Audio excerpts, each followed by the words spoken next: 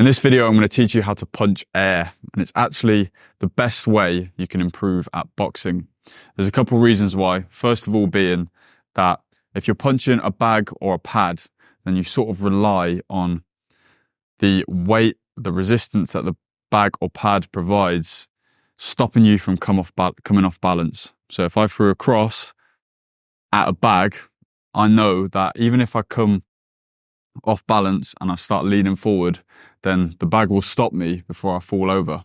Whereas if I'm shadowboxing, there's nothing there to stop me. So I know whether I'm on balance or not because I'm going to miss. I know I'm on balance now because I'm not relying on the weight of the bag. A lot of your punches when you're sparring or fighting are probably going to miss. So that's why this is such a key point. Making sure that you stay on balance as opposed to using the weight of the bag to stop you falling over. Because when you inevitably do miss a punch and you come off balance, then you're going to be very easily hittable for a counter and you'll probably end up on the floor. So if you know that you're going to be on balance because you've been practicing it through shadowboxing, you know, no matter whether your punch hits or it doesn't hit, doesn't land, so to say, it doesn't matter because you're going to be on balance, ready to throw more punches or defend.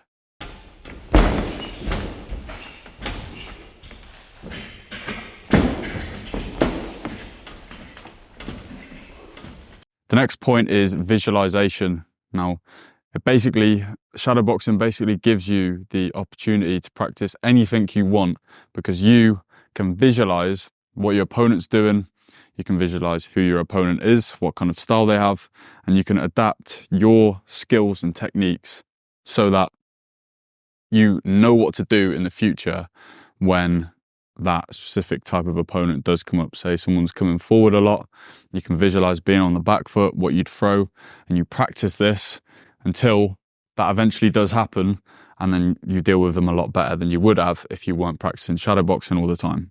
You can't really visualize someone on the bag. Of course you can, but they're not moving, they're just swinging like this.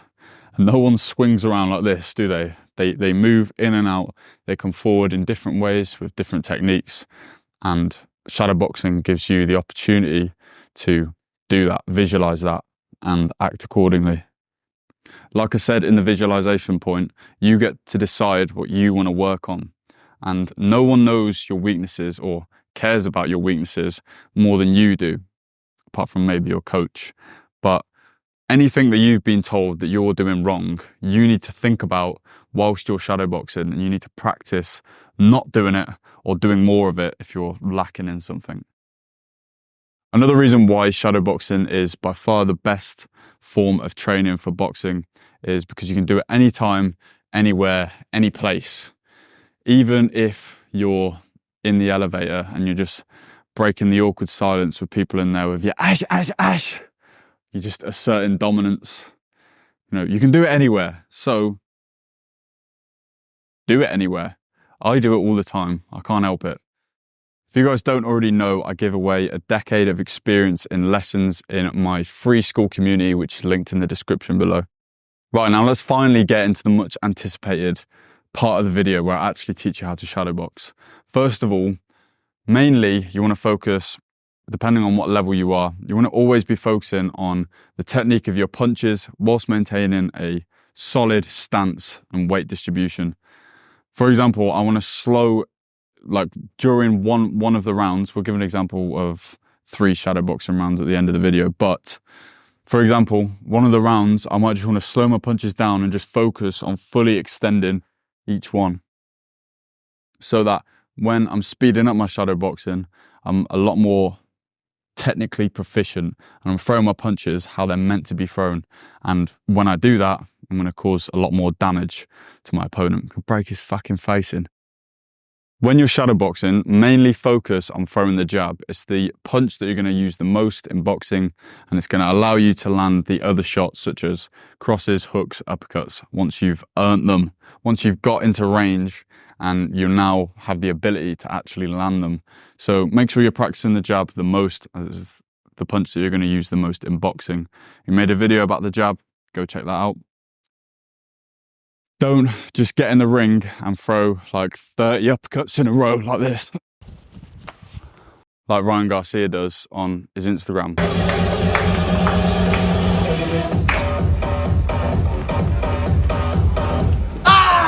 Although he's a great fighter, there's no point, there's no benefit from doing that. It just shows off speed, I guess. But practice your jabs, that's my point.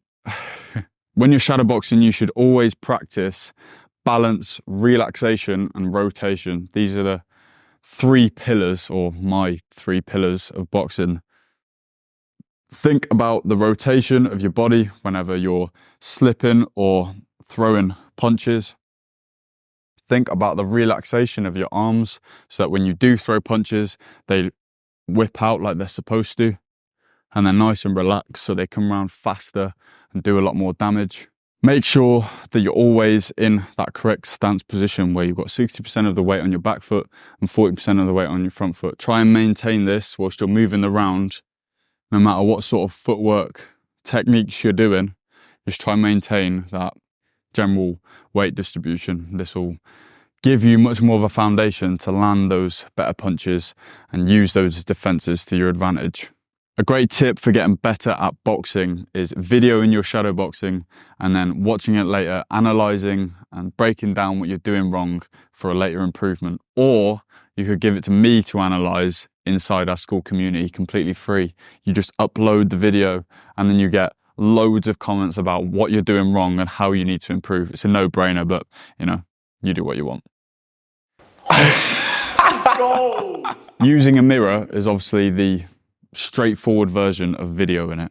If you just use a mirror and look at yourself whilst you're throwing these punches, of course you're going to have to slightly turn your head or whatever, but you'll be able to notice things that you wouldn't notice outside of just shadow boxing and looking at the ground or looking at the wall, or yeah, looking at people in the elevator while you're yes, a certain fucking dominance. So using a mirror is a great way to improve, of course. Most people shadowbox in front of a mirror, and there's mirrors all around the gyms in most, but I thought you were going to pan. Go on, nice. See, mirrors. Use mirrors. Another great way of using the mirrors is to put an X cross tape. What? Put some tape on the mirror in the shape of a cross, and then stand in front of it. Where it crosses should be your eye line, and then you can move outside and practice head movement under where that punch would be going, hence where the cross is. So obviously we teach that in the school community, but you know. Like I said, you should mainly focus on the jab in your shadowboxing as it's the most used punch. You should also have rounds where you just focus on your defense and you practice all the slips, the rolls, and the hand defenses and foot defenses that you'll need to incorporate to evade punches. We touched on it at the start of the video, but obviously visualization is a key part of shadowboxing. You want to visualize different opponents, different styles, and different ways that they're going to attack you and you're going to attack them. You've got to think about how someone will react to your attacks. You've got to think about how you're going to react to their attacks. So visualization is such a massive part of shadowboxing. It's basically what shadowboxing is. You're visualizing your opponent and you're moving your body in such a way so that you land shots and you evade theirs.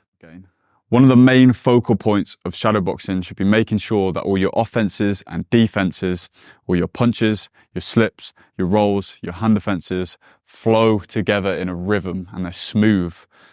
We made a video about this. It'll be linked in the description and in the top pinned comment. So you can go watch that one now you've finished watching this one.